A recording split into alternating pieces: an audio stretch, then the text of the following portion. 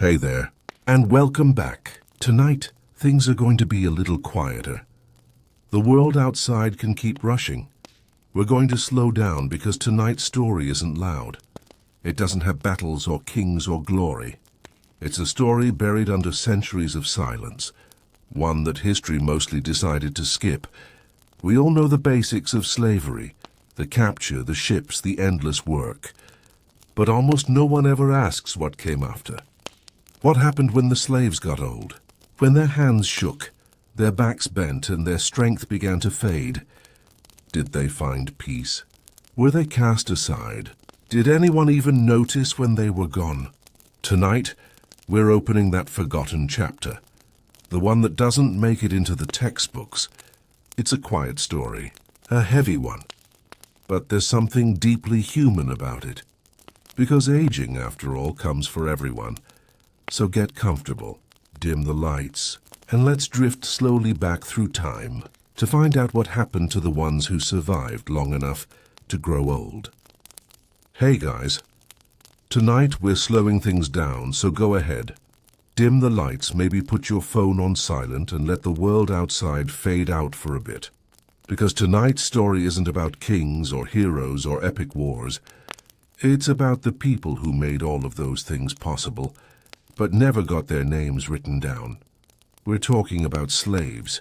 Not slavery as an abstract idea you skim over in a textbook, but the actual breathing people who lived it, who worked, sweated, and built the bones of civilization itself.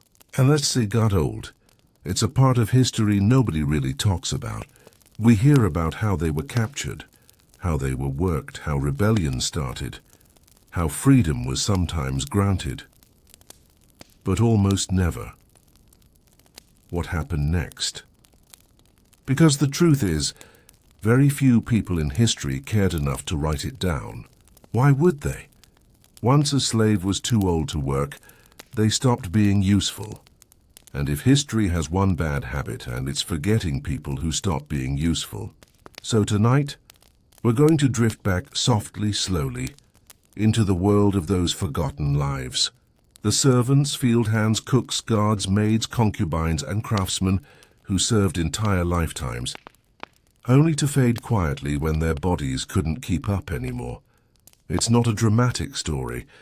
No revolts, no sudden freedom, no grand speeches, just time. And what time does to people when no one's looking. Let's start with ancient Rome, because of course we are. The Romans loved structure. They had rules for everything. How to build an aqueduct, how to throw a dinner party, and yes, and how to handle an aging slave. To them, slavery wasn't a moral question.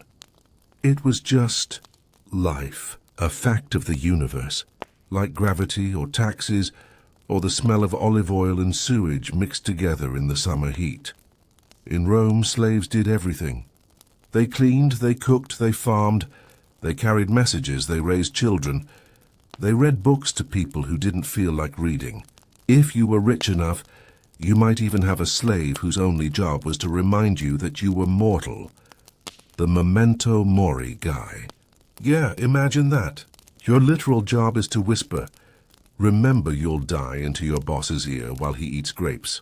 So, inspirational. But when those slaves are the ones who built, cooked, cleaned, reminded, and flattered, grew old, the Roman world didn't have a retirement plan.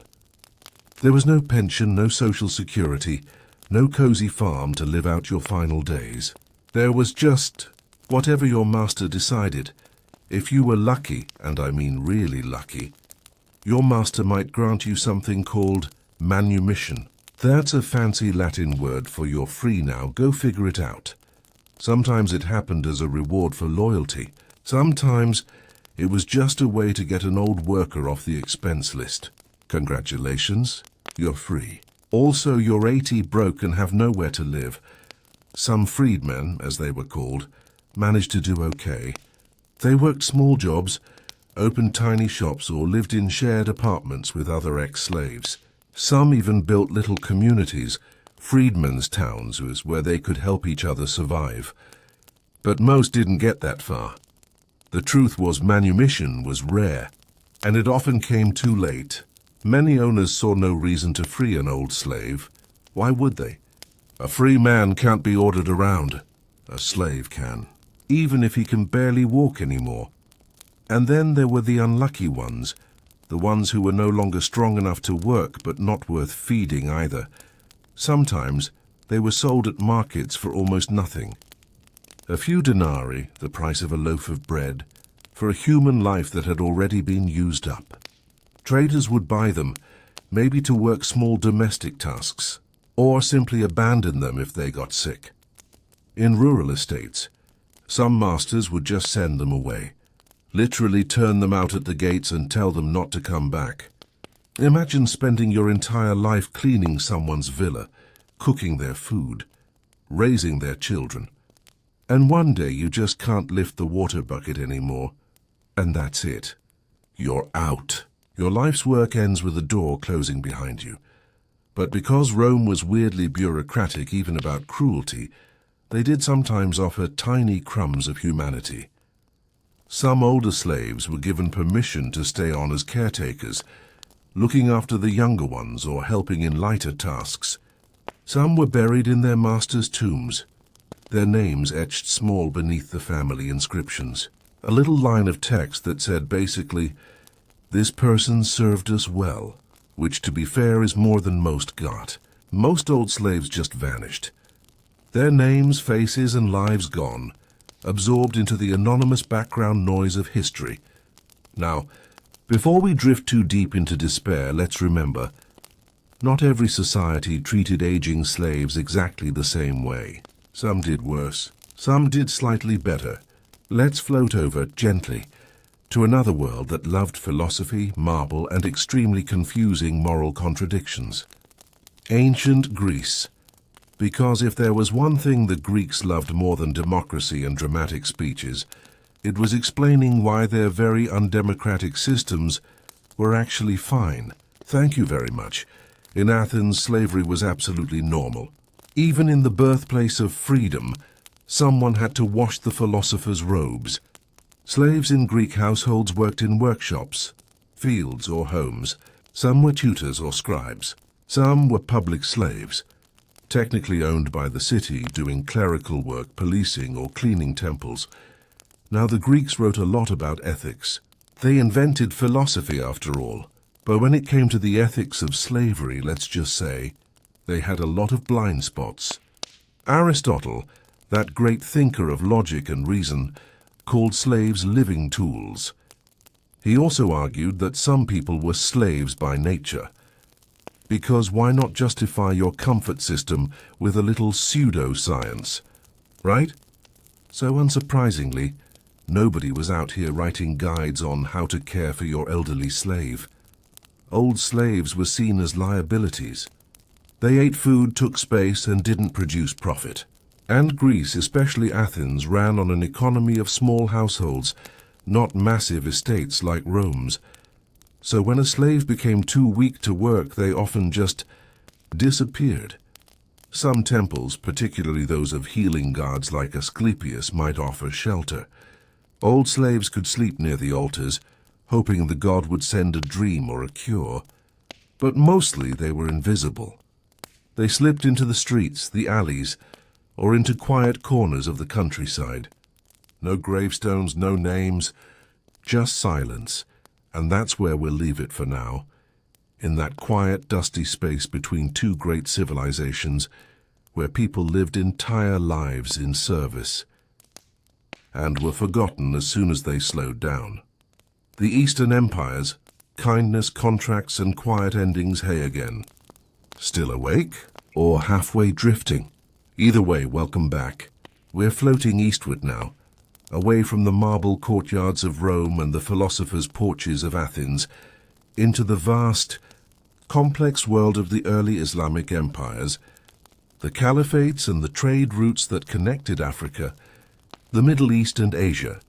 This part of history is complicated because slavery here looked different. It wasn't just brute labor or punishment. It was woven deep into social structures, religion, and even bureaucracy. And in some ways, the fate of an old slave here depended less on luck and more on paperwork. Yes, paperwork, because if there's one thing medieval Islamic societies loved as much as faith and poetry, it was contracts, the world of the mukatabza. Let's talk about a system called mukataba, one of those old Arabic words that sounds beautiful until you realize it means you get to buy yourself back. Here's how it worked.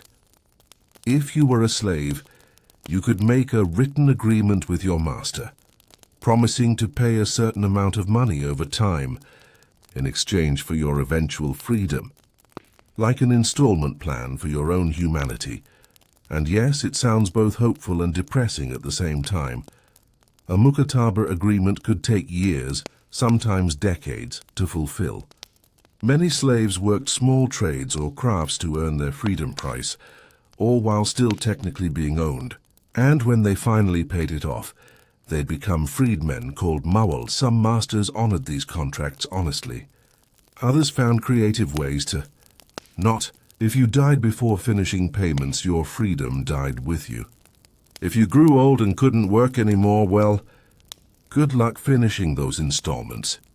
So even though the idea sounds merciful, and to be fair, it was more humane than Roman law, for most people, it still ended the same way. An old body, a tired mind, and nowhere to go. The slave who stayed forever. But there's another side to this.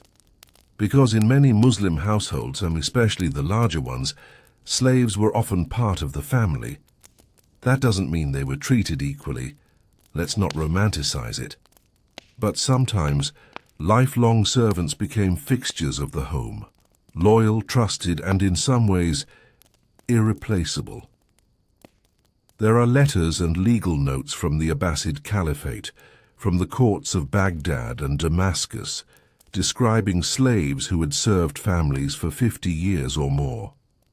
By the time they were too old to work, they weren't kicked out. They were simply there, still moving slowly through the house, maybe caring for children, or just sitting quietly in the courtyard, like living memories of another age.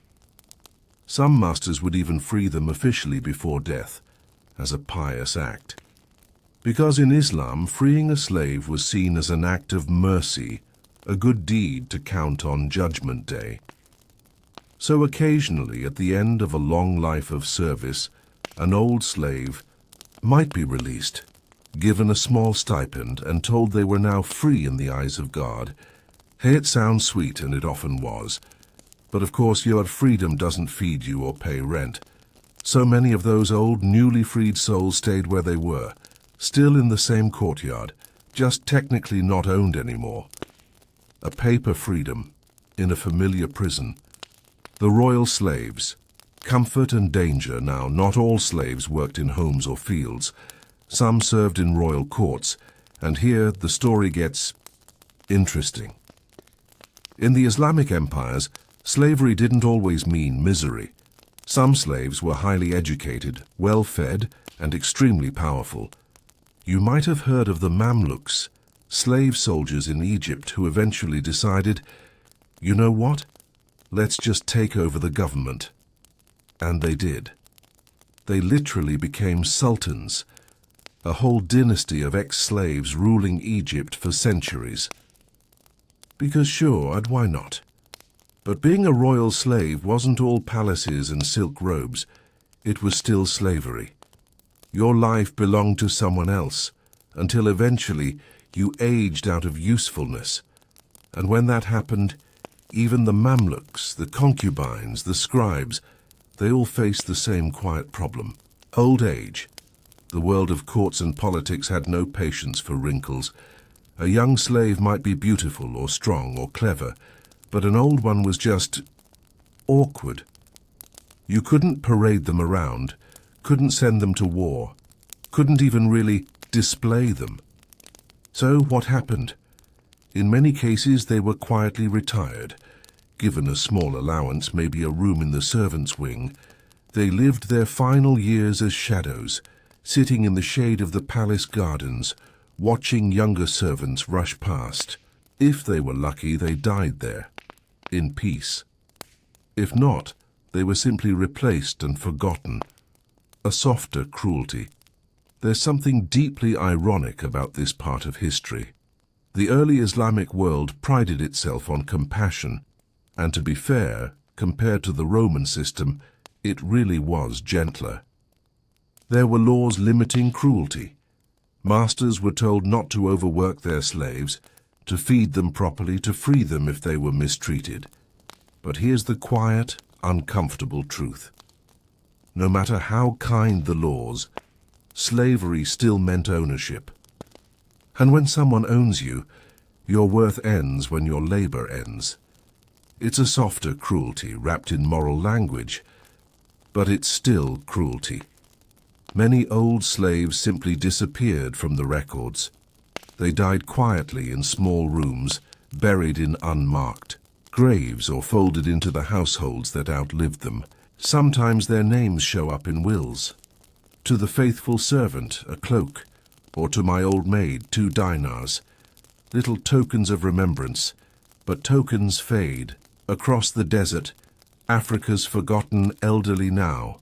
If we move farther south, across the Red Sea into East Africa, and down along the Swahili coast, slavery takes on yet another form.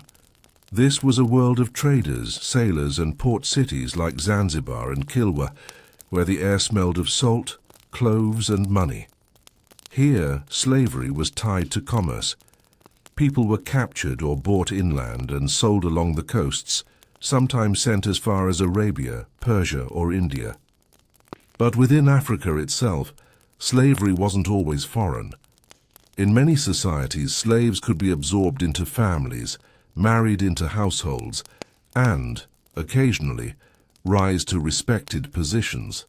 When they grew old, they might not be cast out, because by then they were part of the social fabric. More like elders than property. It wasn't universal, and plenty were still discarded, but it was different. In some African societies, aging slaves became keepers of memory. They were storytellers, record keepers, oral historians. They couldn't work, but they could remember. And in cultures built on memory, that counted for something. Imagine that. You spend your life in bondage, and only when your back bends and your hands tremble do you finally get to speak. You become the village memory, quietly telling the stories of all the ones who didn't live long enough to grow old. It's haunting, but also kind of beautiful, the Eastern silence. And finally we float east and toward Persia, India, and China, where slavery had existed for millennia, but often blended into systems of servitude and caste. In Persia, old household, slaves sometimes stayed with the family until death, buried in the gardens they once tended. In India, aging servants might be folded into the extended household, becoming caretakers of younger servants or guardians of the family shrine. In China, things got complicated. Slavery was technically banned and then reinstated and then banned again. Basically the legal version of "it's complicated." But throughout dynastic China, household slaves were common among the elite. And when they grew old, they were usually kept around, partly out of duty, partly because Confucian values demanded respect for elders. Not all masters followed that ideal, of course. But some did. In the accounts of Ming and Qing households, there are mentions of retired servants, old men and women who no longer worked but still received meals and quarters. Quiet dignity, if you can call it that. It's one of the few places in history where the idea of aging in servitude didn't automatically mean abandonment, but it still meant dependence. Their peace, their comfort, their very survival still rested on someone else's generosity. The weight of gratitude. If there's one thing that shows up again and again in these old records, from Arabia to India to China, it's gratitude. Slaves thanking their masters for freeing them, old servants blessing the families they served, It sounds noble, almost touching, but when you think about it, it's also kind of tragic, because that gratitude was the only thing they could offer, the last currency of people who had already given everything else. Their youth, their labor, their lives, and when their bodies finally stopped, the world kept turning of indifferent, efficient, quietly cruel. The tired hands of the manor, growing old in medieval Europe. The wind is colder now. We've left the warm courtyards of Baghdad and the humid spice ports of Africa behind. Ahead of us stretch grey skies, damp fields, and the slow rhythm of medieval Europe, a world of wooden huts, smoke-stained ceilings, and endless labor. This is where we meet another kind of unfree person, not the slave in chains, but the serf, bound not by iron but by soil. And the soil, as it turns out, is a very jealous master. The quiet bond of the land in medieval Europe, especially from the 9th to 15th centuries, slavery had changed shape. It didn't disappear. It simply evolved into something more polite, more local, and much harder to escape. Instead of being owned directly by a master, peasants and serfs were bound to the land they worked. You couldn't sell them like cattle, but you could sell the land, and they came with it. A kind of human attachment clause. It's funny. Historians sometimes call this freedom compared to slavery. But when you look closely, it's really just a different kind of prison. You couldn't leave, you couldn't refuse to work. You owed labor, rent, and obedience for life. And when your life began to fade, when your back started to give out from decades of bending, the manor system didn't have a retirement plan. There were no pensions, no savings, no social security, just the hope that your lord, your family, or your faith would be kind. The working old. So what happened when a medieval serf grew old? The short answer, they kept working, just slower. In many English, French, and German manors, records show peasants still doing field labor into their 60s or 70s, long past the average lifespan, which was often barely 40. Of course, those numbers are misleading. Many people died young, but if you survived disease and childbirth, you could live much longer, long enough to feel every ache of the years you spent in the fields. Old men might be given lighter work, herding geese, tending the Lord's garden, mending tools.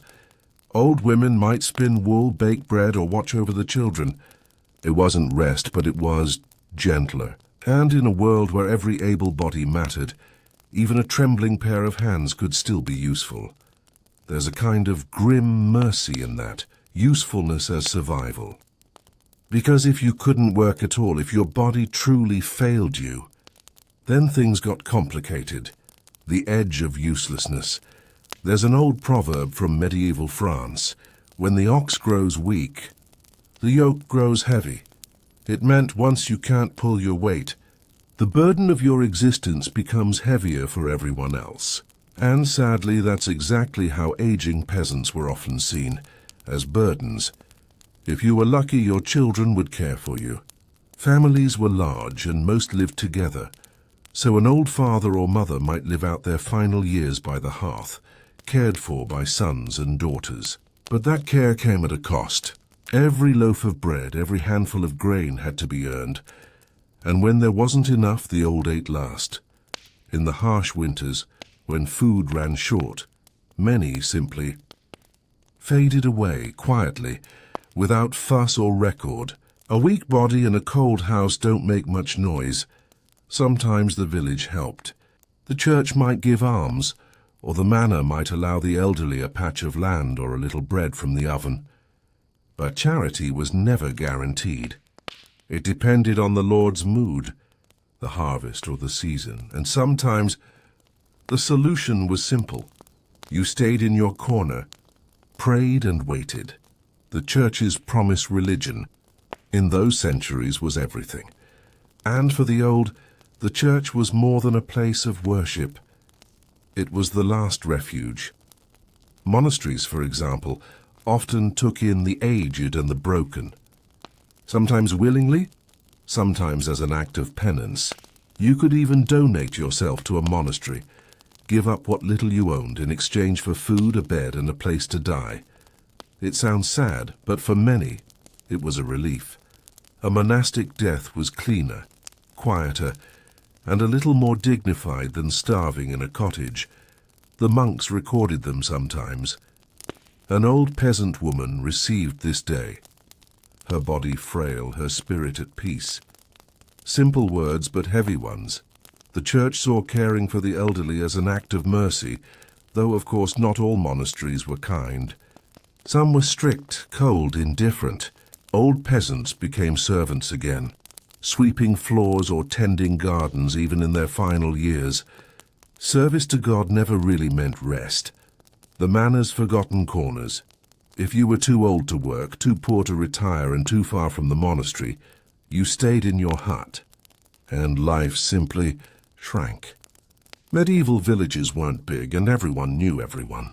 So the old were visible, sitting outside their doors in the sunlight, wrapped in wool cloaks, watching the fields they could no longer till. Neighbors might bring them a little bread. Children might tease them or run errands for them. But mostly they sat and remembered. There are old English manorial rolls that mention aged cottars, peasants who no longer worked, but were allowed to keep their cottages out of custom and pity. One note reads, "John at Brook, being old and feeble, is spared the plough this year. He shall mend nets and tend the lambs, a small mercy." But even those mercies depended on the Lord's goodwill. A cruel lord could evict you at any time. And old homeless peasants rarely survived long. The world outside the manor was not kind to wanderers.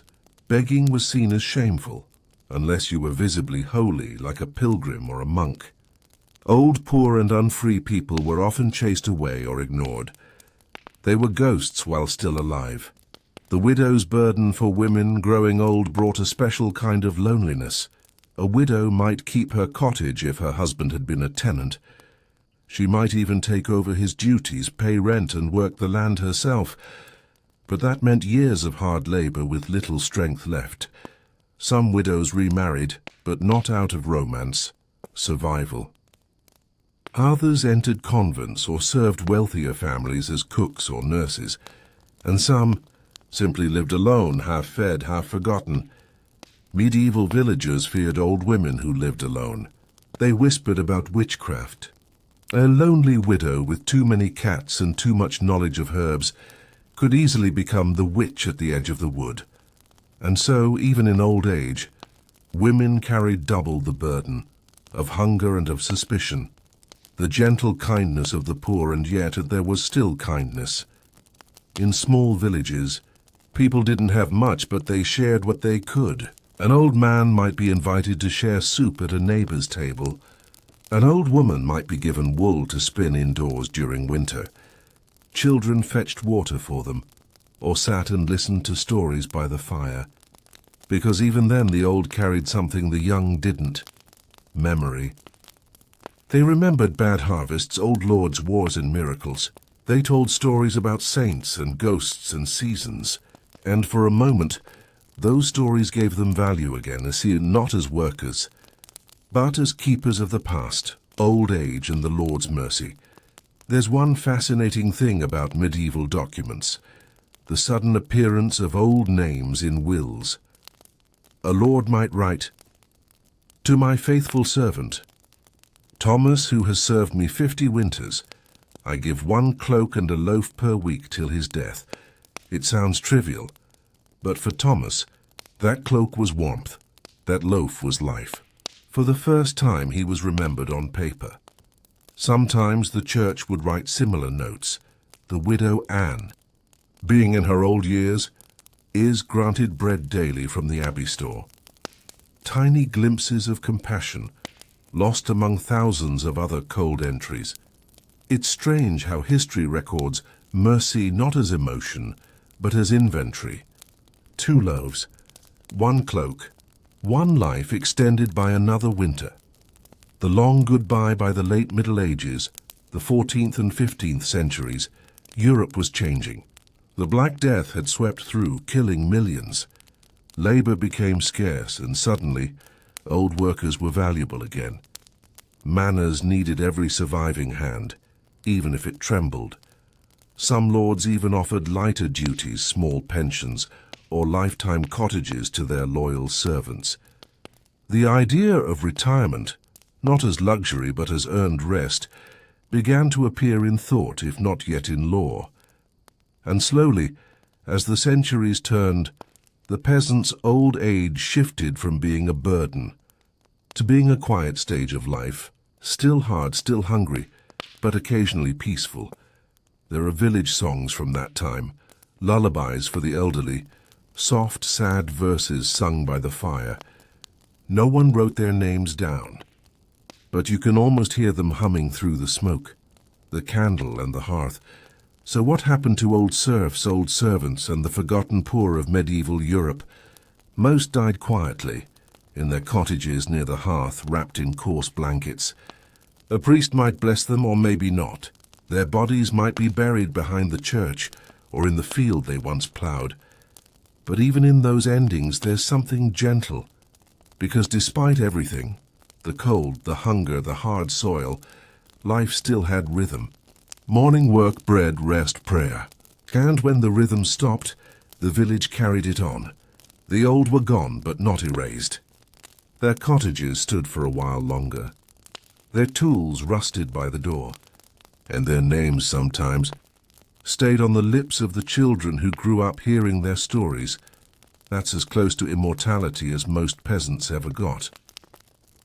The plantation clock. When freedom never came, the sea is calm. At least it looks that way.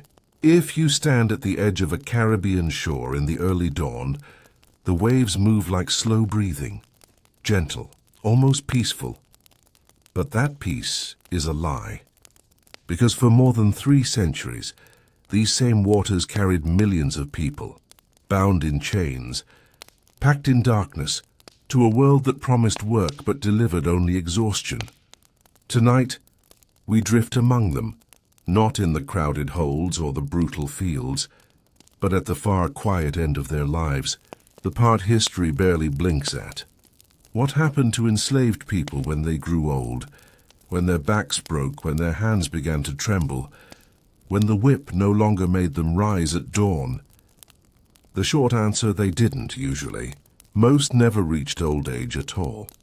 But for those who somehow did, those rare few who survived the storms, the lash, the sugar, the fever, and time itself, their final years were a strange kind of invisibility, the life expectancy of a slave.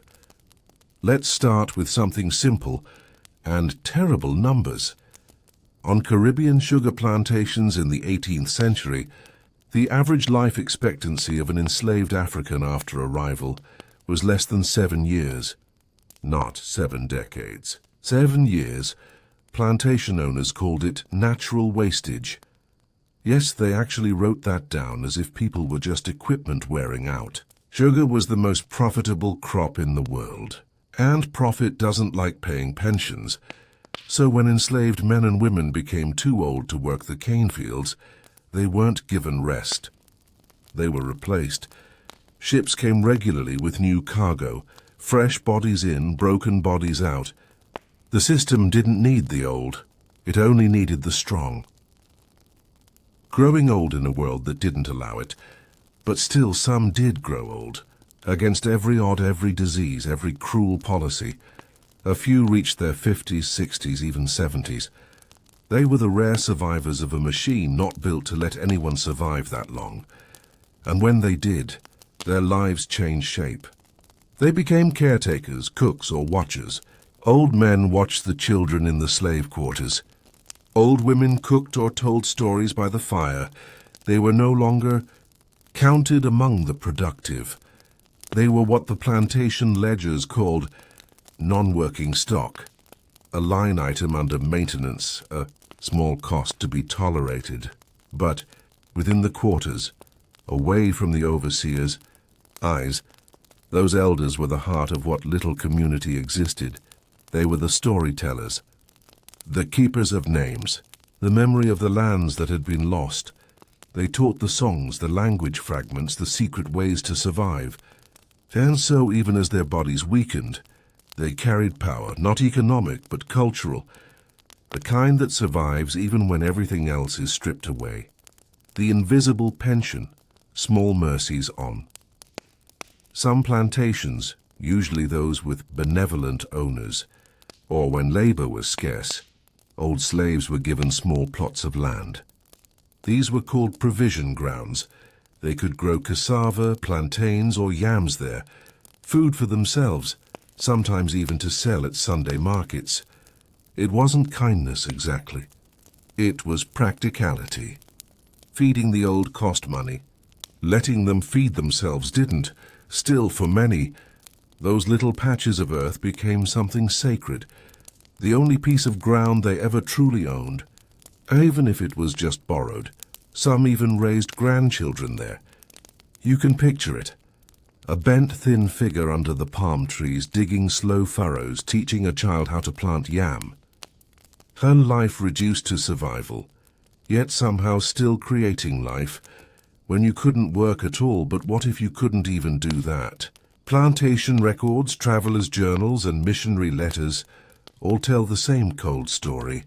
When a slave became completely unable to work, too sick, too weak, too old, there were only a few outcomes. Some were left in the huts to be cared for by others.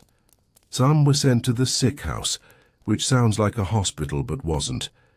It was often just a shack where the dying were placed until they stopped being an expense. A few were buried in the fields. No markers, no names. Just another hill of earth among the cane. And sometimes, chillingly often, they were simply abandoned. An overseer would note in the account book, "Old Negro woman, no longer serviceable." And that was it. No more food allowance, no more rations. A disappearance signed off with a quill, the elders' quiet resistance, and yet, even in that system, old age sometimes carried a strange kind of power. Elders on the plantation weren't just survivors, they were witnesses. They remembered Africa. They remembered names, tribes, languages, and those memories became the seed of quiet resistance. They told children stories of who they were before slavery. They passed down rituals, whispered versions of faiths forbidden by the masters. They taught songs that no whip could erase. Some refused to die quietly. They performed old rites or withdrew from work entirely, sitting beneath trees and refusing to move. Not as rebellion, as just as final choice, an act of stillness in a world that demanded movement. Others became spiritual guides. In the Caribbean and American South, old enslaved women were often seen as healers, au pair women, root doctors, conjure mothers. Their age gave them authority, and their knowledge gave them protection. Even white owners were wary of them.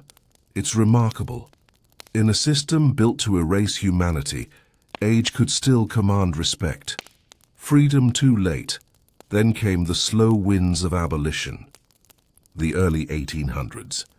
The first stirrings of conscience in Europe, and a growing realization that maybe, just maybe, this entire system was evil. When emancipation came unevenly, slowly and full of conditions, it meant different things for the old. For the young, it was the start of something. For the old, it was often too late. Imagine being 70 years old in Jamaica in 1834, when slavery was abolished.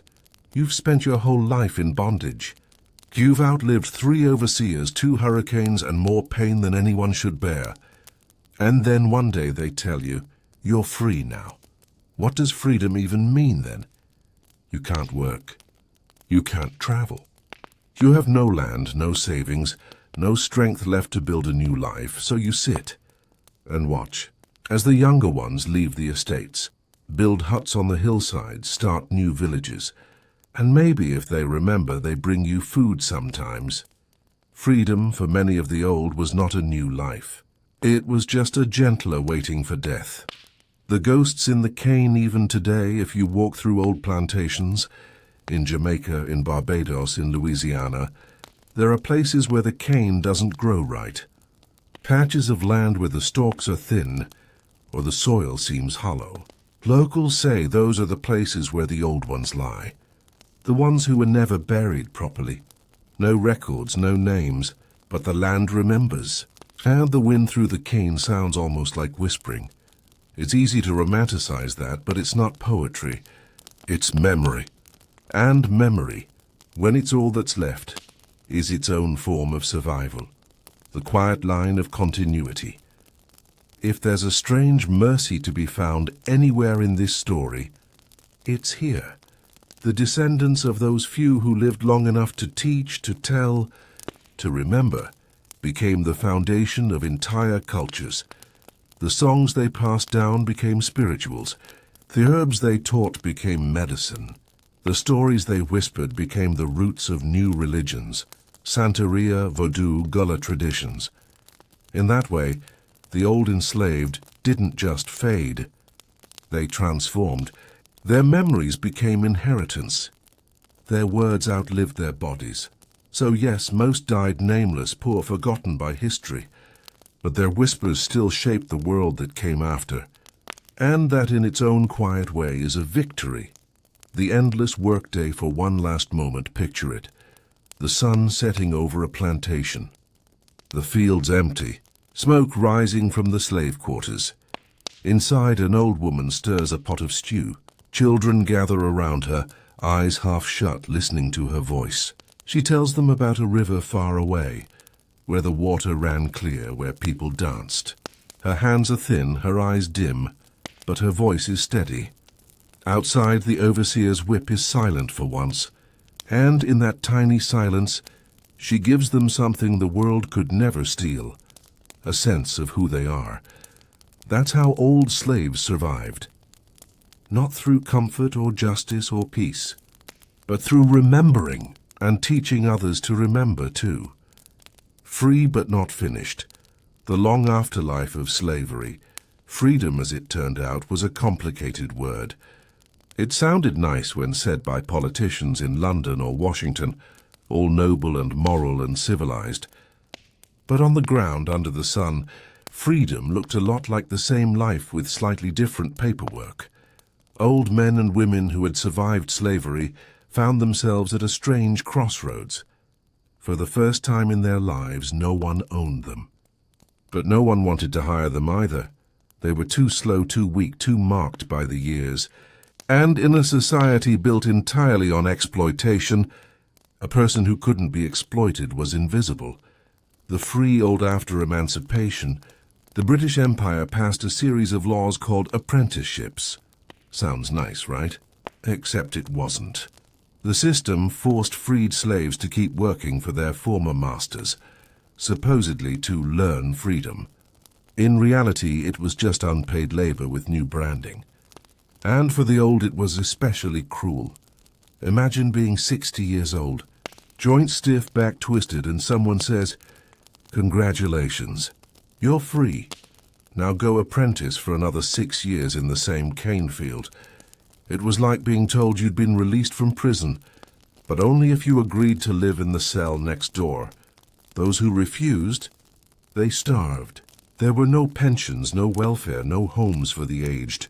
The colonial world didn't believe in rest. The old in the New World, in the American South after the Civil War, it was no better. The Freedmen's Bureau, that short-lived, overworked agency, tried to help. But it mostly helped the young, the employable, the rebuildable. The old freedmen, they got lines in reports like, "Elderly freed persons found destitute, subsisting on charity," or more commonly, "too infirm for field labor." Dependent on kin, which was bureaucratic language for left behind. A few churches opened almshouses, mostly for women. They were tiny, crowded, underfunded, but they were something. A roof, a cot, a bowl of soup. And in those little wooden buildings, often built near old plantations, you'd find clusters of people who had once picked the same cotton fields, now resting under creaking rafters. Their lives had gone in a perfect circle, from one kind of servitude to another. The family safety net for most of the elderly freedmen and freedwomen, survival depended on family. Generations often lived together, grandparents, children, grandchildren, all sharing one shack, one pot, one hope. Old women became babysitters, storytellers, midwives. Old men did small chores, fixing fences, mending tools, feeding chickens. They were too frail for real work, but their presence still mattered. And in a world that had denied them identity for decades, family gave them a new one. They were no longer property. They were elders. Within their communities, that meant something. Their wrinkles were proof of survival. Their scars were evidence of strength. They had seen things no one else could imagine, and they told it all slowly. In the flicker of oil lamps at night, stories in the dark, it's hard to overstate how powerful those voices became. When the first black schools and churches rose in the Reconstruction years, it was often the elders who carried memory into them. They told children about the old days, not to glorify them, but to remember. Because remembering was survival. They talked about their massa, their misses, the whippings, the songs they weren't allowed to sing. They remembered who escaped, who vanished, who died.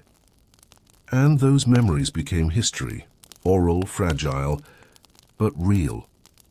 When the Federal Writers Project came along in the 1930s, almost a century later, those same elders, now in their 90s, told their stories again to young interviewers. One woman, born into slavery, said softly, "When I got old, I just sat by the fire. They let me sit long as I didn't talk too much. That's how simple the dream of rest was. To sit, to exist, without being told to move, aging in the colonies. Meanwhile, across the oceans in Africa, India, and the Caribbean, the British, French, and Portuguese empires were inventing new ways to call forced labor something else. Indenture, contract, service, all polite words hiding old cruelty. Indian laborers shipped to Mauritius. Trinidad and Fiji, free workers, were treated little better than slaves. And again, when they grew old, they were disposable. A colonial officer in Trinidad wrote in 1874, "Many of the coolies, being old and unable to labor, have fallen into destitution and must be relieved by the state." Translation: the empire squeezed them dry and then complained they cost money. So yes, slavery was over on paper, but the world hadn't learned how to care for tired hands. Faith as refuge religion once again stepped in where society failed. Churches, temples, mosques, they became sanctuaries for the old. Not always safe, not always kind, but familiar. In African American communities, old women were often called Mother So-and-so. They sat in the front pew wrapped in shawls, humming hymns. They couldn't read the Bible, but they knew it by heart. And in the rhythm of those hymns, you can still hear the weight of those long lives, because the church offered something slavery never did: dignity. Even the frailest woman, half blind and toothless, could still lead a prayer, and everyone stood when she spoke. The colonial poorhouse. By the early 20th century, poorhouses began to appear across former slave colonies: Jamaica, Barbados, the American South. Places where the old, sick, and abandoned went to die. They were overcrowded, underfunded, and depressing. But they were a roof, sometimes the only one left. One visitor to a Kingston poorhouse in 1902 wrote, "There are old men here who were once slaves. They speak quietly of the days of bondage and of the sugar fields they will never see again. You can almost picture them, sitting on wooden benches, eyes closed, listening to the rain on the tin roof, still alive, still remembering, the weight of remembering. Here's something haunting. Many of the last generation born in slavery lived long enough to see airplanes, telephones, and movies. One woman, born on a plantation in Georgia in 1855, died in 1945, the year of Hiroshima. She went from the whip to the atom bomb in a single lifetime. That's how close we are to it. Slavery isn't ancient history. The people who lived it carried it quietly into the modern world. And when they died, often in silence, often in poverty, their memories seeped into the soil. Into songs, prayers, accents, recipes, lullabies. The old slaves of the 19th century didn't just vanish. They became ancestors, invisible, but still talking through every generation after them. When work never ends, the bitter truth is even freedom didn't mean rest. After emancipation, old age didn't bring comfort. It just meant working slower for less. In the early 1900s, photographs show grey-haired men still cutting cane, still picking cotton, still carrying sacks. Their backs bent like the letter C, their eyes dull from decades of sun. It wasn't endurance by choice, it was endurance by necessity. Because even free men and women could starve. And in the capitalist world that followed slavery, poverty became the new chain. Small mercies and long shadows. Still, not every ending was bleak. Some freedmen's families prospered, slowly, painfully, but steadily.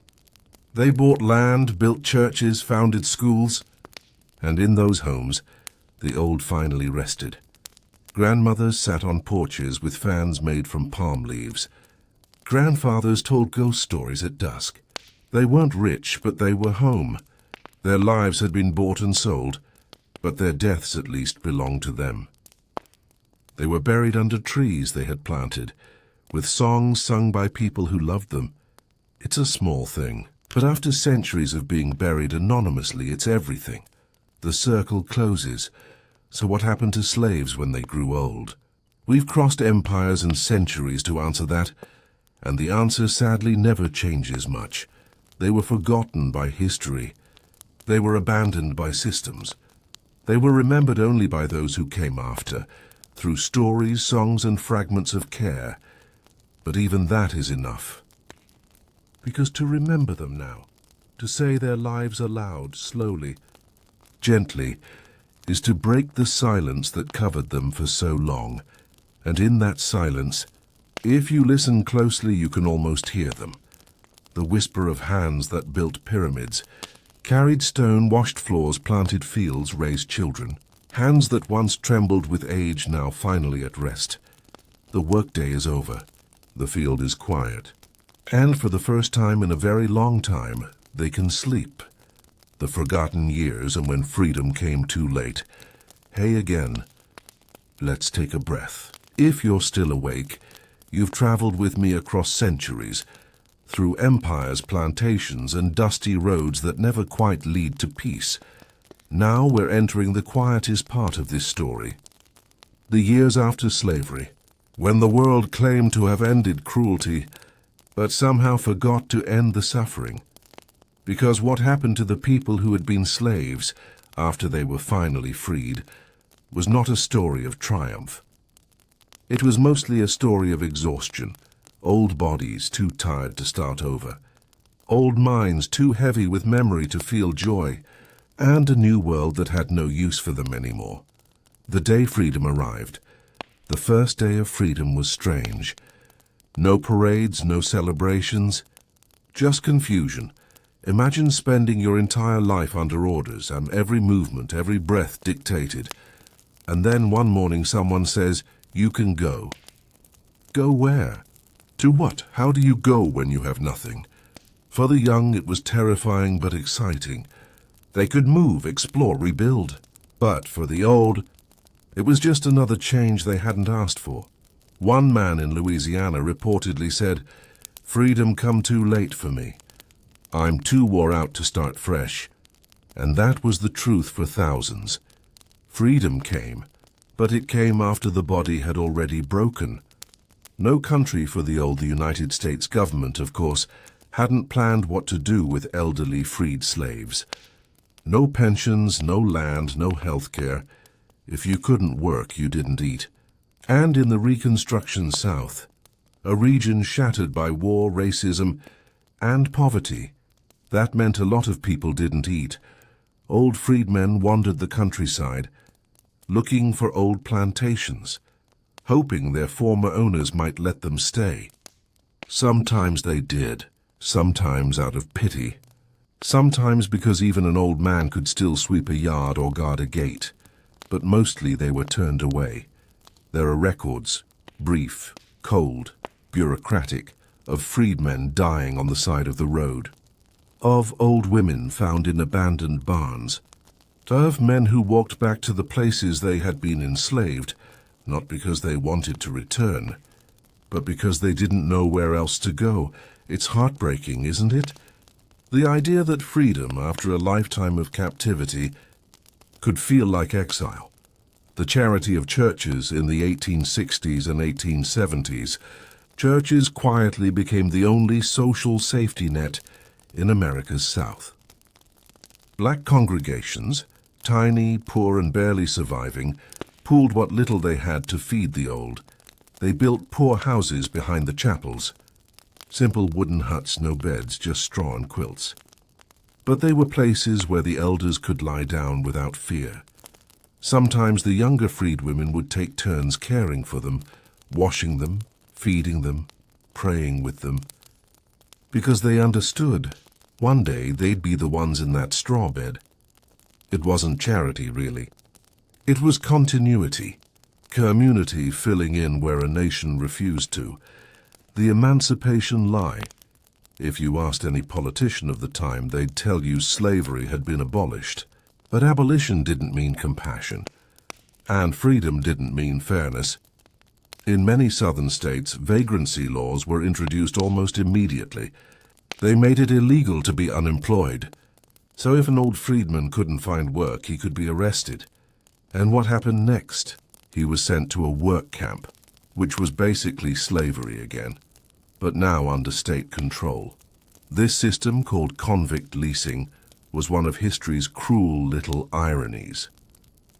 Old men and women who had once been enslaved by private masters were now enslaved by public law, because the world had changed its vocabulary but not its heart. Life expectancy and labor. Let's pause for a second. When we say old in the 1800s, we're not talking about 70 or 80. Most slaves didn't live that long. Hard labor, malnutrition, disease, these things broke people early. By 50, most were frail. By 60, they were elderly. Some were blind. Many had backs so bent they couldn't stand straight. Arthritis, untreated wounds, missing teeth. The body carried every year of toil. And yet in freedom, many had to keep working. Cooking, cleaning, sewing, picking what they could, because the world still ran on labor, and survival still had a price tag. Living memory. The ones who couldn't work found a different purpose. Remembering. They became storytellers.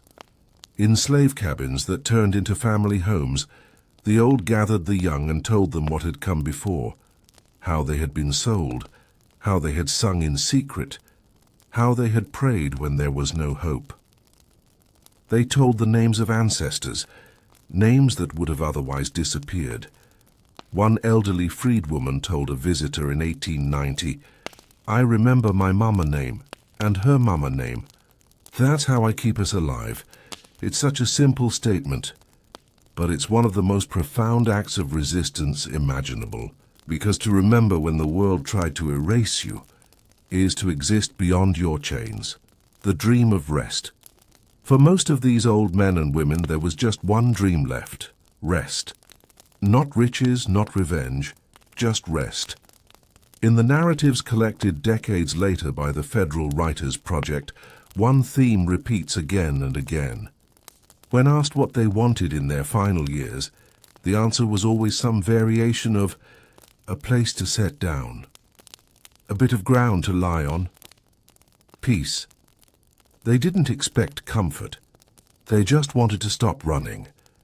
The return to the fields, ironically, Many freedmen returned to the same plantations where they had once been enslaved, not because they wanted to, but because they had nowhere else to go. Sharecropping replaced slavery, another cruel joke of history. Instead of being owned, they now rented land. But the rent was so high they stayed in debt forever. For the old, this was survival. The plantation gave them a shack to sleep in and a few scraps to eat. And the younger workers, often their children, looked after them when they could. So in a way they never left the fields. They just grew older in the same soil, death in freedom. When death came, it was usually quiet. Few funerals. No headstones. Burial grounds for freed slaves were often behind churches or along the edges of plantations, marked by sticks, or stones, or sometimes nothing at all. But within their communities, those deaths mattered. People would hum spirituals, light candles, or whisper blessings. The rituals were small, but they carried a sense of peace that slavery never allowed. One ex-slave woman told a journalist in 1903, "They can bury me anywhere, so long as I can rest." And maybe that's the closest thing to a happy ending this story ever gets. The last survivors by the early 1900s, the last generation born into slavery, were in their 70s and 80s. Photographs from that era show them sitting on porches, thin, stooped, but still present, still alive. They watch trains pass, cars sputter down dusty roads, telegraphs click. The world had changed beyond recognition, yet they still carried the weight of the old one inside them. When interviewers asked them what freedom meant, most smiled and said something like, "Freedom, good, but I don't feel it no more." Because for them, freedom had been a gift they received too late to enjoy. Legacy and silence. When those old voices finally went silent, something remarkable happened. Their grandchildren remembered. Those who had grown up listening to stories by candlelight became teachers, writers, and activists. The civil rights movement, a century later, was built on the bones of those tired bodies. So even though history forgot their names, their endurance became a kind of quiet power. Their rest became the foundation for someone else's rise. So what happened to slaves when they grew old? They faded and slowly, painfully, beautifully into memory. Some died in poverty. Some died surrounded by love. But all of them carried the same unspoken truth, that even after chains were broken, the world still didn't know what to do with a tired human being. And yet, they kept living anyway. The aged and the owned, old slaves beyond the West. When we think of slavery, we often picture chains, fields, and plantations. But for most of human history, slavery didn't look like that. It was woven into the background of society. As normal as taxes or marriage or dust, every great civilization had it. Egypt, Greece, Persia, China, Arabia, all had systems of servitude that shaped daily life. And in many of them, growing old as a slave meant drifting into a grey space between property and personhood. Not quite free, not quite useful, just waiting. In the house of the Caliph, let's start in the Islamic world, from Baghdad to Cairo, from Istanbul to Zanzibar. Between the 7th and 19th centuries, slavery was a fact of life. But with a twist. Islamic law technically encouraged kind treatment of slaves, and even manumission, freeing them, was seen as a good deed. But that didn't mean mercy was guaranteed. In the sprawling houses of Abbasid caliphs and Ottoman viziers, slaves worked as cooks, guards, scribes, concubines, and eunuchs. They were often better fed and clothed than peasants, but their fate still depended entirely on the moods of their masters. And when they grew old, well, that depended on what kind of slave you were. Eunuchs and court servants, the palace eunuchs, those quiet, watchful men who guarded harems and whispered secrets, actually had some of the best outcomes. Many lived long lives inside the palace walls. When they grew too old to serve, they were often granted pensions or small estates. Some even ran schools or mosques for other freed servants. In Istanbul, a few retired eunuchs became minor celebrities, old men in fine robes, sitting under the shade of plane trees, sipping coffee, trading gossip. They had lived their entire lives inside marble corridors, and now finally they were allowed to just sit. But that was rare privilege. Most house slaves, when they grew old, were simply replaced. A wealthy merchant might sell an aging cook for a lower price or gift her to a poorer family. Sometimes they were freed, but freedom for a 60-year-old woman with no savings and no kin wasn't much of a blessing. She'd end up begging outside the same markets she once cleaned for. Zanzibar and the Indian Ocean world. Now let's sail east, across the Red Sea, down the Swahili coast. Zanzibar in the 18th and 19th centuries was the heart of the Indian Ocean slave trade. Here enslaved Africans were bought and sold to work on clove plantations, in Arab households, or as porters across East Africa.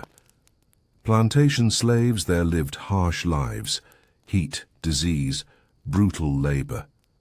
Few reached old age at all. Those who did were often half-crippled, blind, or covered in scars from tropical infections. But the Swahili and Arab households had a strange custom. Elderly slaves, especially women, were sometimes absorbed into the family. They became watumishi wa nyumba, house elders. Too weak to work, they sat near the doors, rocking in silence, watching children grow. They were still owned, but no longer beaten. They were part of the home, not as equals, but as living furniture with memories. One traveler in the 1850s described them. Old slave women sit in corners of the courtyards, mumbling prayers and gossiping softly. They are spoken to kindly, yet treated as if they belong to the walls themselves. Asia's own shadows. If we float further east into China and India, we find different versions of the same story. In imperial China, domestic slaves often served noble families for generations. When they grew old, loyal ones were sometimes rewarded with a small corner room and a bowl of rice each day.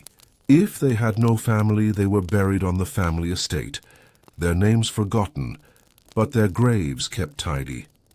In India, under both Hindu and Mughal traditions, slavery blended with servitude. Older house slaves, especially women, became ayahs, nursemaids or caretakers, watching over new generations of children. So in a poetic sense, the cycle of care repeated.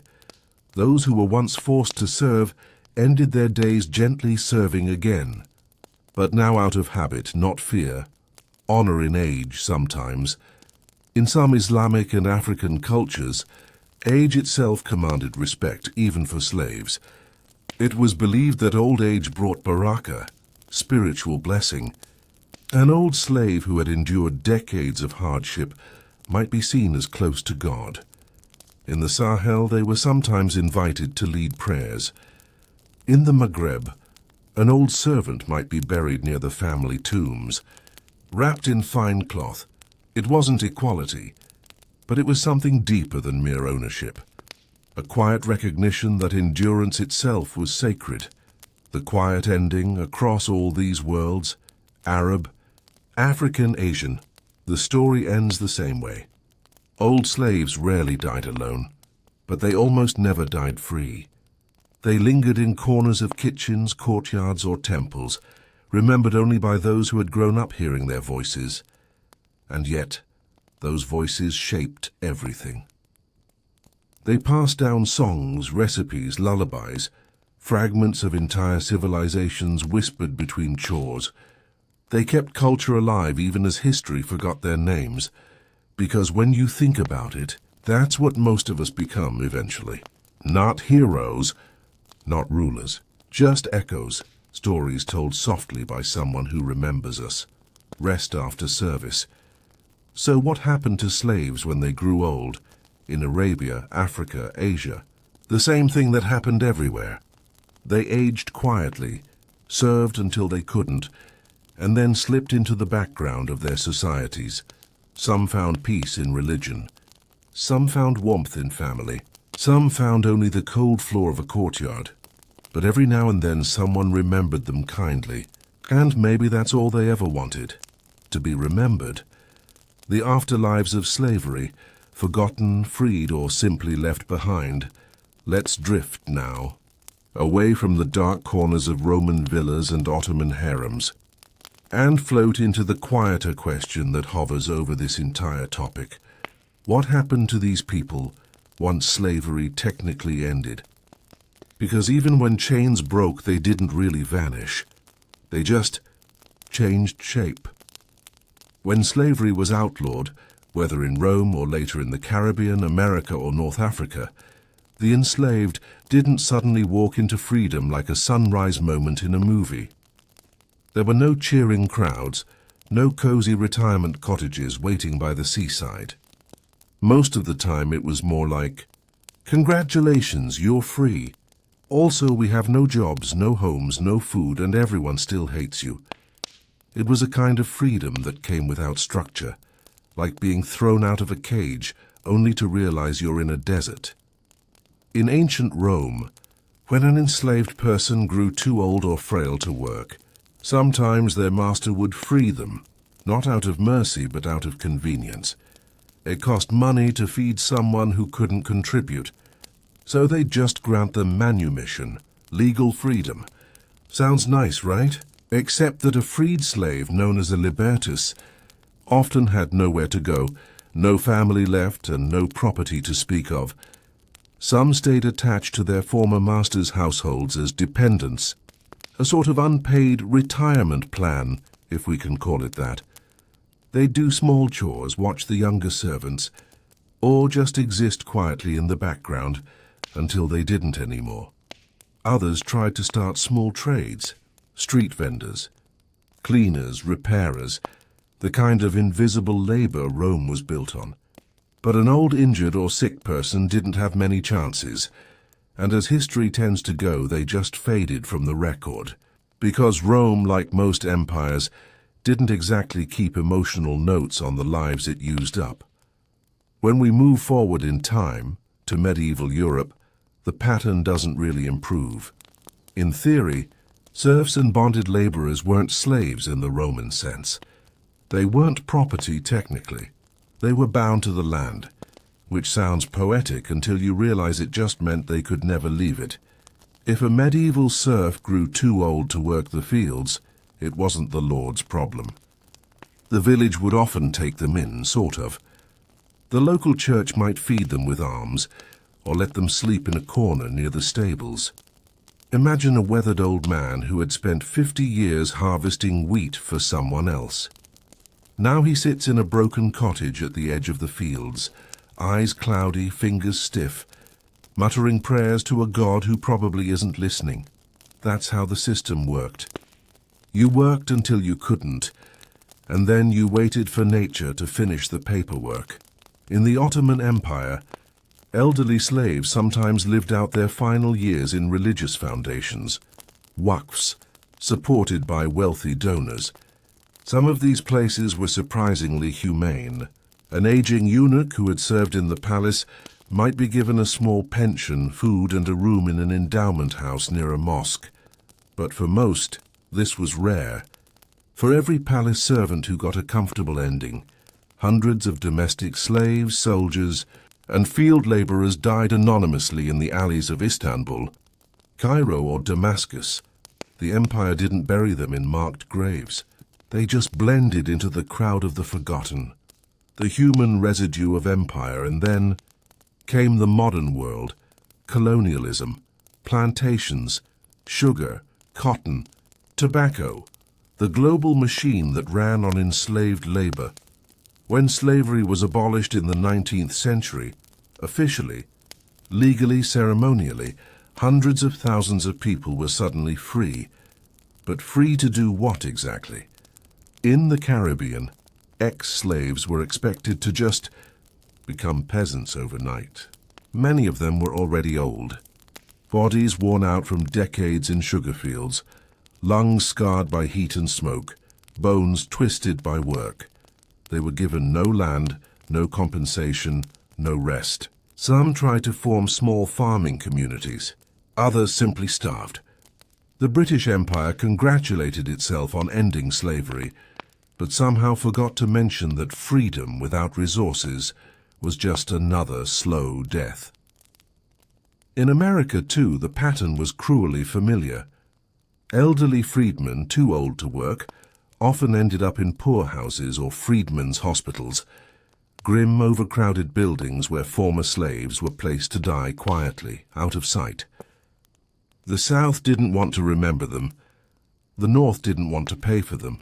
They became ghosts, people whose lives had been entirely labor and whose deaths were an administrative afterthought. Let's float east again, into Africa. In many African kingdoms, slavery was older than European colonization, but it was also more complex. Slaves could sometimes integrate into families, marry, or even climb in rank, depending on the culture. And when they grew old, some were absorbed into the households they'd served for life. They'd become elders, sitting near the fires, telling stories to children, no longer property but never fully free either. It's strange how the line between servitude and belonging could blur so quietly. In some tribes, freed slaves were buried with the same rituals as family members. In others, they weren't buried at all, just left beyond the edge of the village, as if their spirits didn't quite belong anywhere. Everywhere we look, the same quiet pattern repeats. The people who built the wealth of others, the houses, temples, empires, and dynasties were rarely given a soft landing. When they could no longer work, they were discarded. When they were freed, they were forgotten. And yet there's something hauntingly human about how they tried to hold on anyway. Some built little shrines.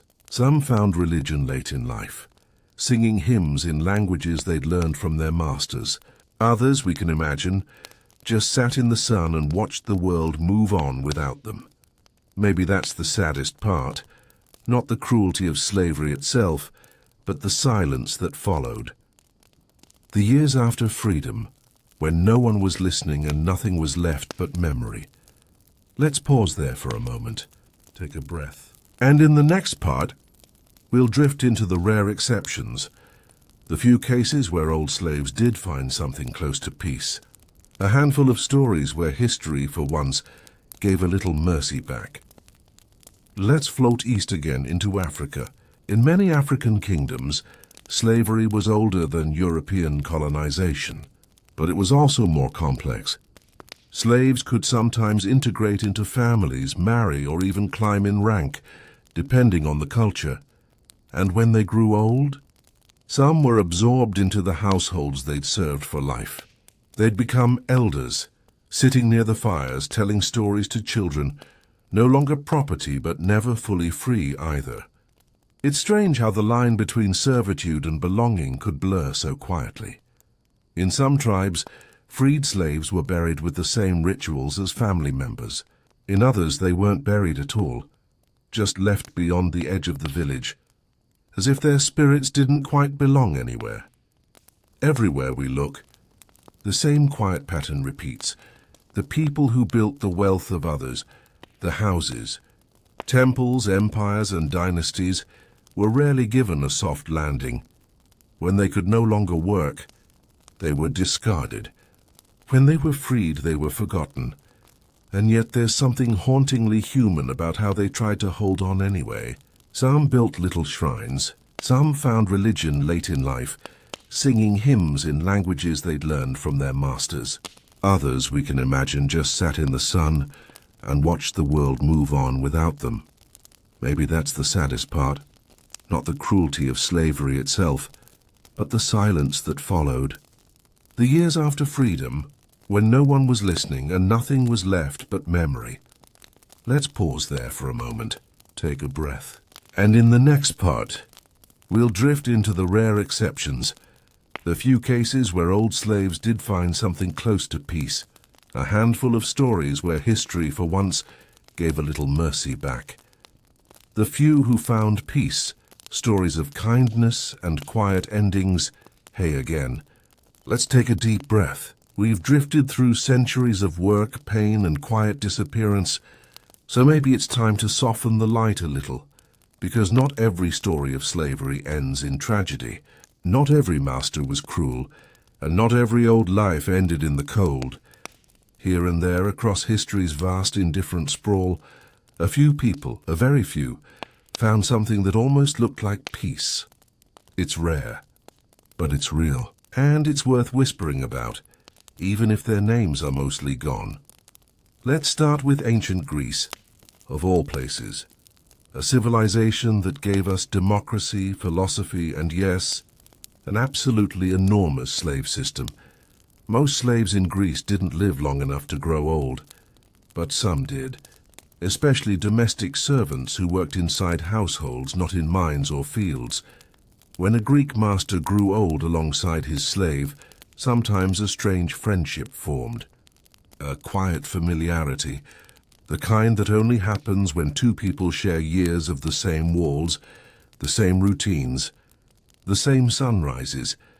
There's a fragment of a letter, one of those random papyrus scraps that somehow survived 2,000 years, where a Greek woman writes that her old servant, Myron, has become like a brother to my late husband. When the husband died, she freed Myron and gave him a small piece of land by the sea. He lived there quietly for the rest of his life. That's all we know. No grand tomb, no legend, just a man who worked his whole life and finally got to sit in the sun.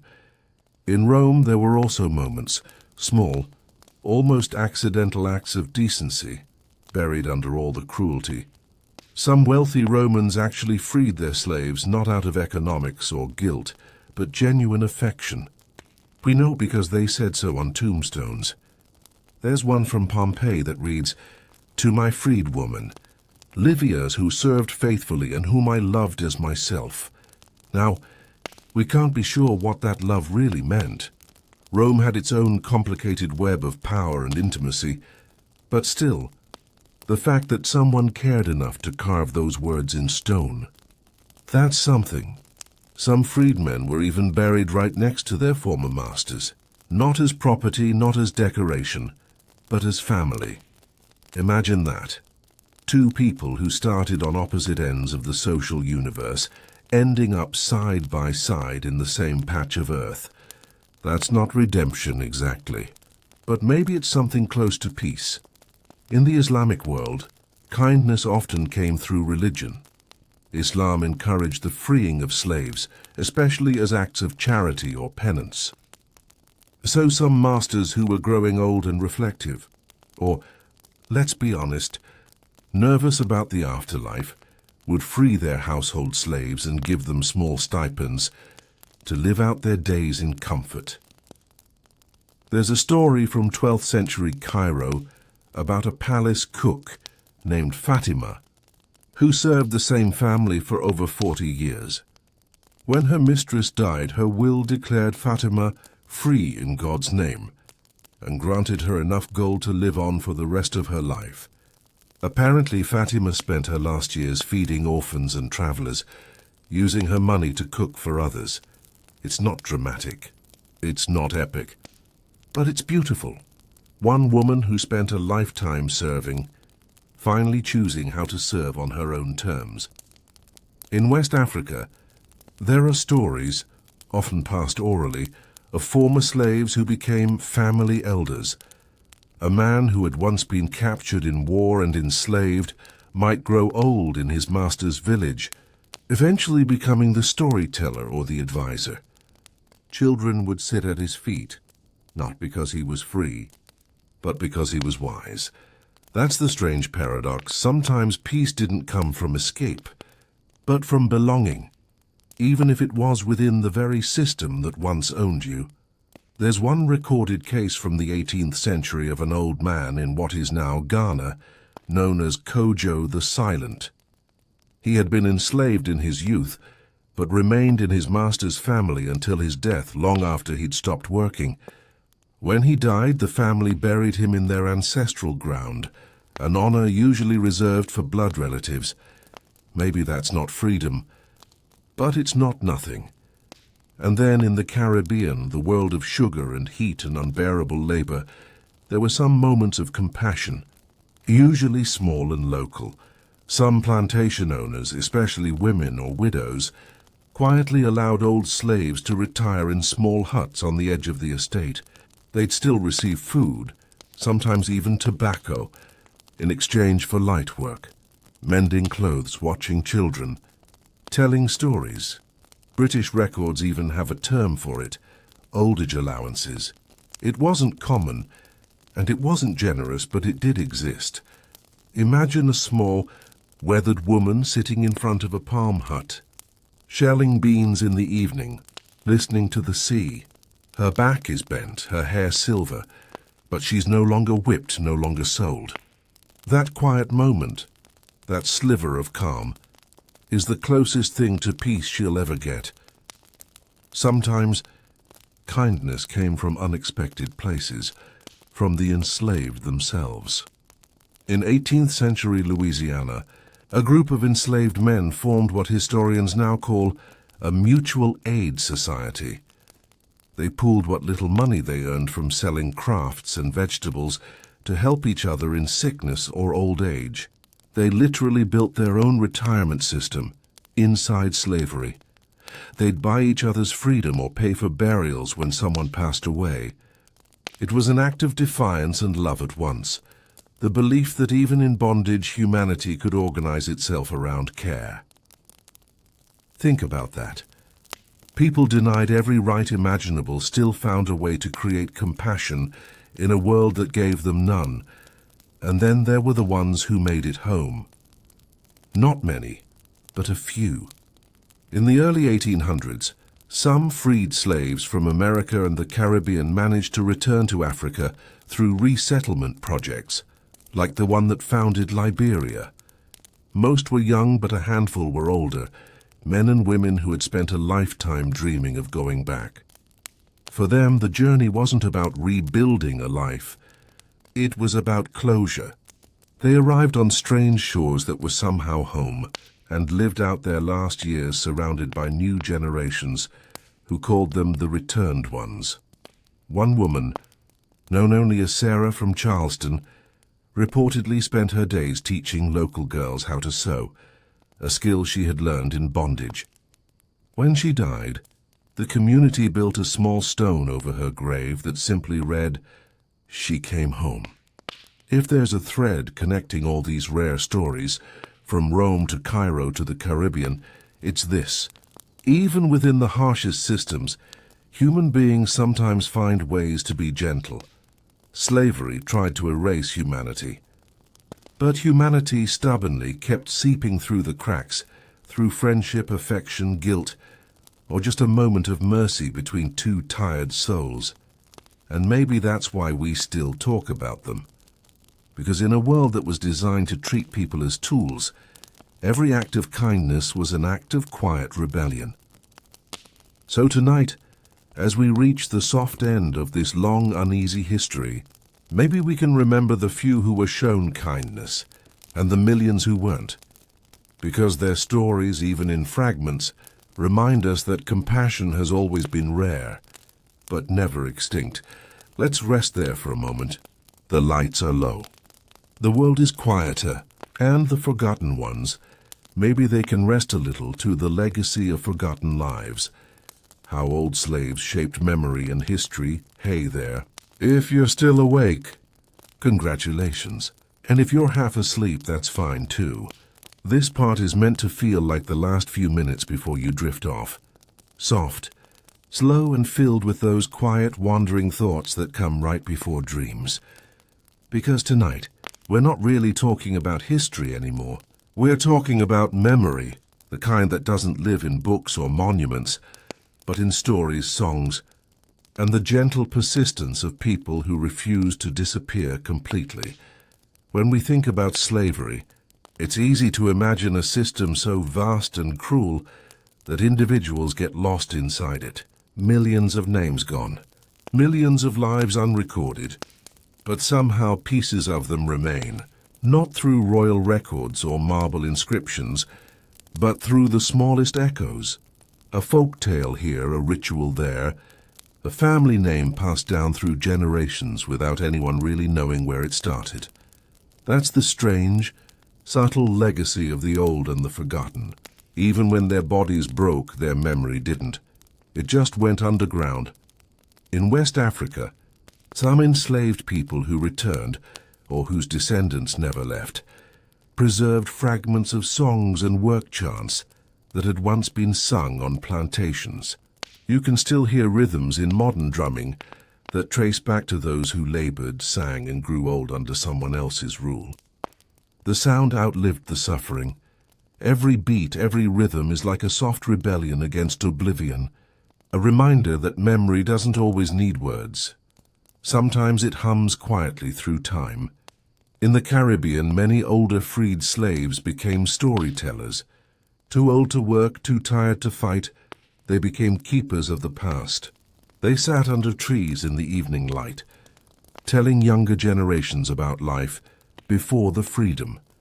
Historians who visited islands like Jamaica and Barbados in the 19th century often found these elders sitting in the shade, describing the time of the cane. They didn't tell stories of rebellion or revenge, not dramatic ones anyway. Mostly they remembered details. The smell of the fields, the songs that helped them keep rhythm, the taste of the first mango they ever owned for themselves. Those quiet details, too ordinary for official history, are what make them human again. And that's how the past really survives, not in triumph but in tenderness. In America, elderly freedmen and women told their stories to interviewers from the Federal Writers Project in the 1930s. They were in their 80s and 90s then, the last living generation to remember slavery firsthand. Their voices trembled, their memories wandered, but their words became priceless. They talked about masters, fields, the smell of smoke, the songs sung to children who would never know freedom. One woman, born enslaved in Georgia, said softly, "I's been here a long time and I seen a heap of things, but I don't know as I ever seen freedom come easy." Her name was Mary Reynolds, and though she was just one person, her tired voice became the voice of millions, all the old slaves who never got to tell their stories. In Rome, Greece, and the Ottoman Empire, most of those voices are long gone. Their languages changed, their families scattered, their records lost in wars and fires. But their legacies still show up in the oddest places. A Roman freedman's tomb might carry a Latin name that later appears, centuries later, in medieval Italy. A eunuch's endowment might have quietly funded a school or hospital that still stands.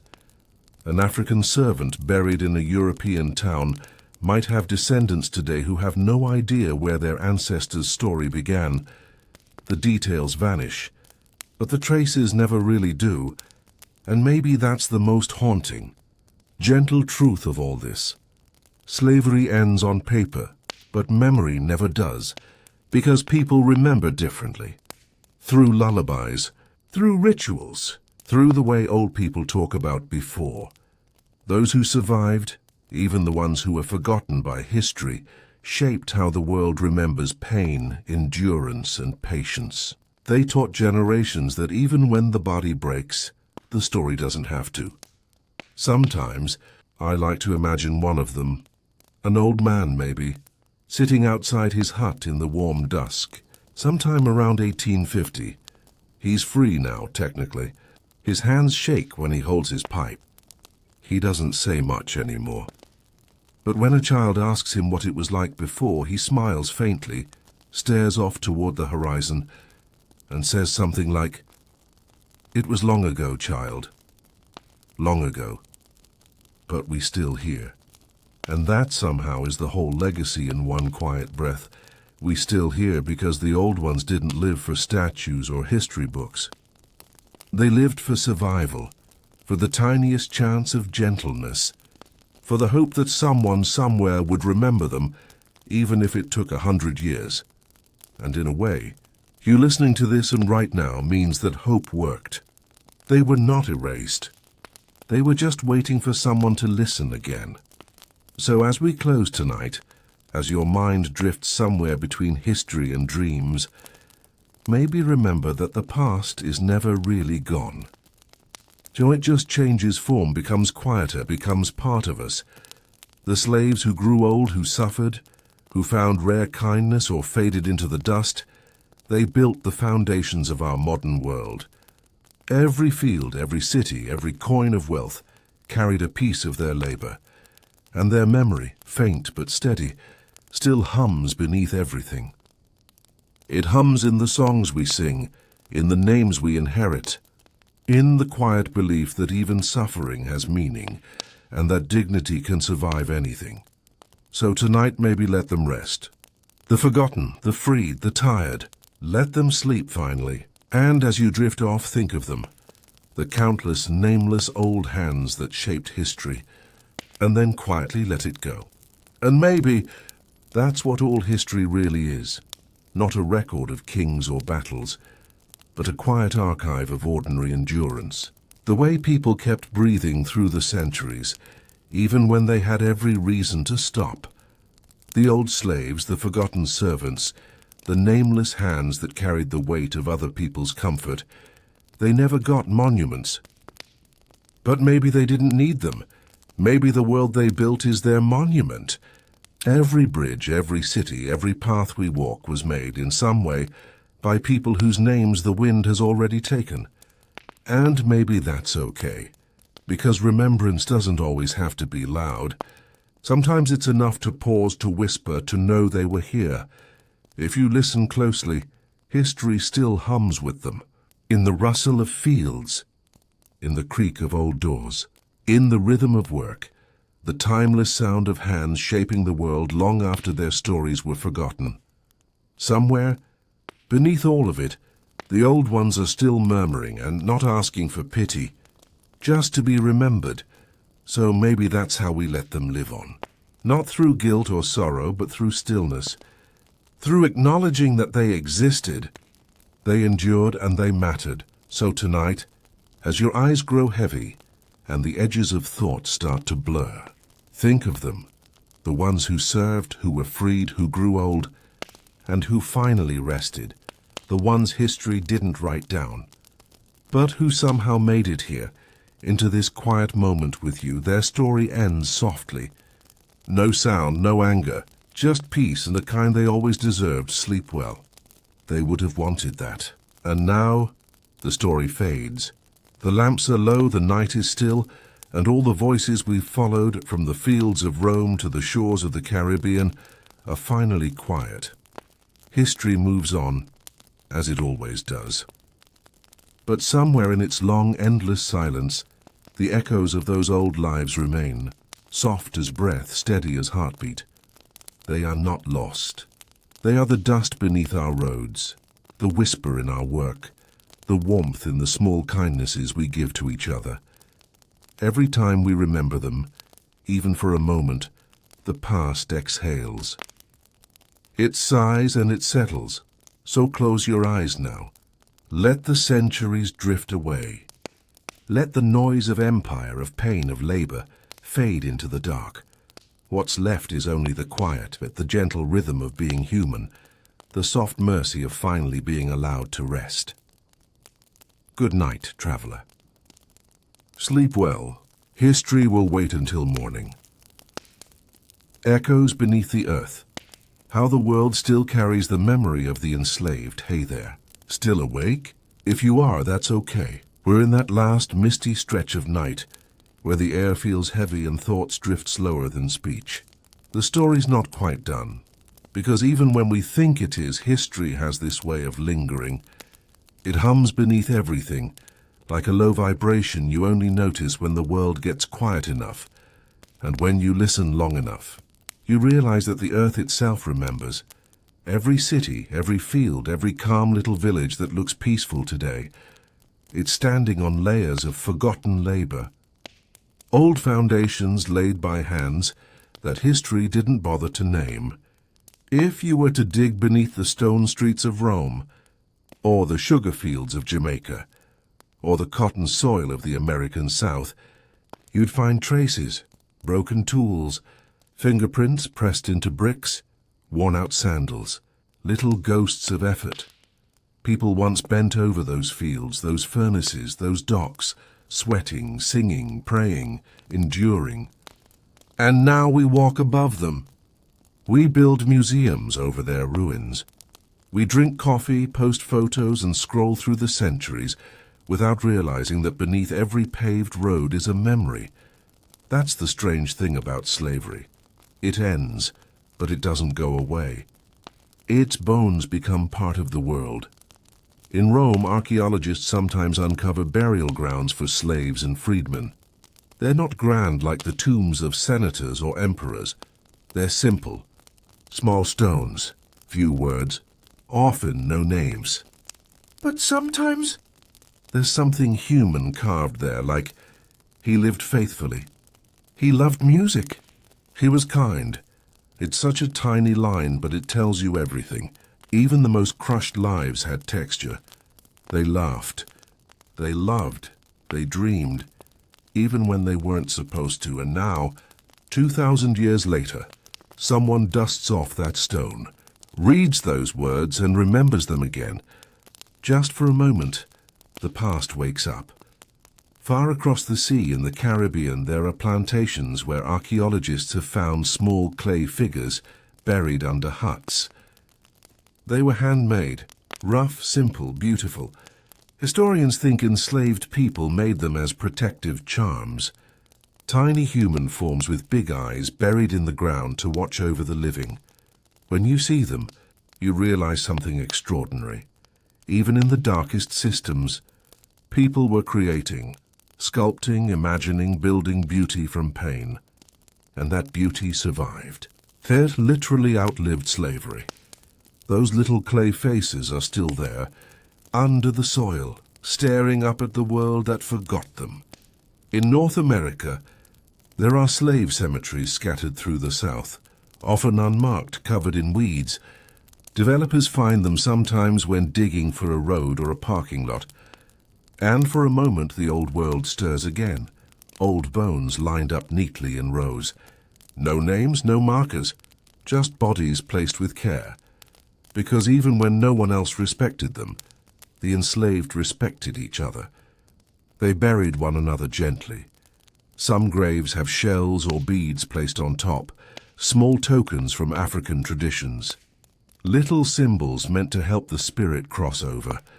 If you ever stand at one of those sites, the air feels heavy, but not in a cruel way.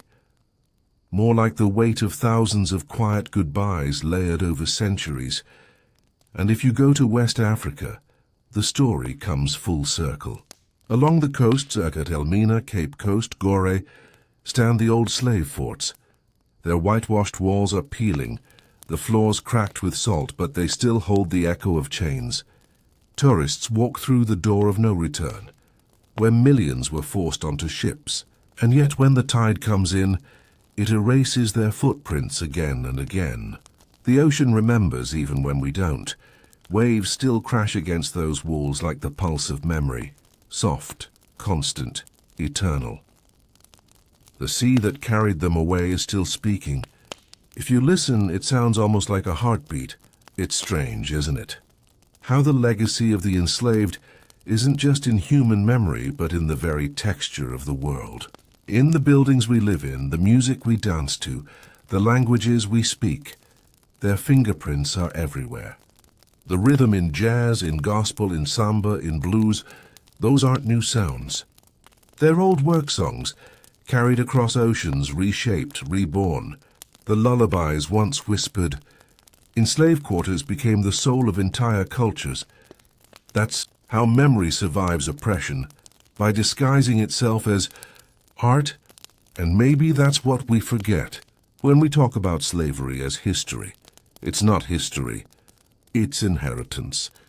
The world we live in, the wealth, the trade routes, even the foods we eat, All of it grew from systems built on the backs of the enslaved. Their labor didn't just shape the past, it's still holding up the present.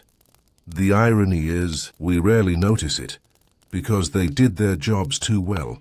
They built things meant to last, and they did. But maybe the most beautiful legacy isn't the architecture or the music, it's endurance. That quiet, almost invisible resilience that passes down through generations.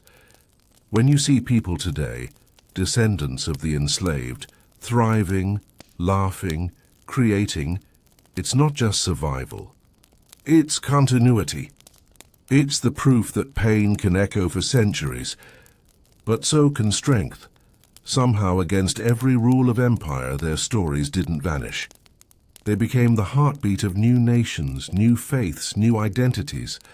So, when we talk about the old slaves, the ones who lived long enough to see freedom, or to fade into peace, we're not just talking about loss. We're talking about foundations. They are the ground beneath everything, the silent architecture of humanity's conscience. And even now, in the hum of cities, the rhythm of footsteps, the quiet moments when we stop and listen, they're still here. Their memory isn't in museums or dates. It's in us. So let's end softly the way they might have wanted, with no anger, no noise, no glory. Just stillness, the kind that comes when you've carried too much for too long, and finally set it down. Because maybe the truest monument to the enslaved isn't stone or gold, it's empathy. A moment of awareness, a human pause. And if you've listened this far, you've already built one, right here in your own quiet. Hey, still here? Good. That means you've made it all the way through time, from the dust of ancient fields to the quiet cemeteries and the restless waves. But before we drift off completely, there's one more place to visit. It's not a palace or a ruin this time. It's right here in the modern world. Our world. Because as much as we like to think slavery ended long ago, its shadow still lingers faint and familiar, like a scent you can't quite place. It's in the corners of our comfort, in the things we wear, eat, or use every day. History doesn't disappear. It just changes its uniform.